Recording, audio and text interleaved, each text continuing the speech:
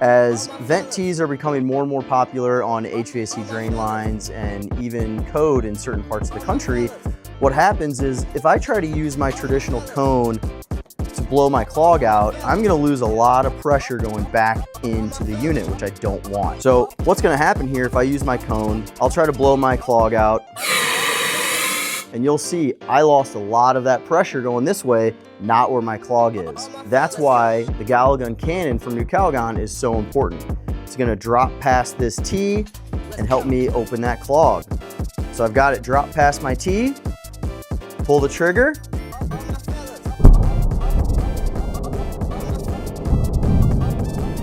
blow the clog out.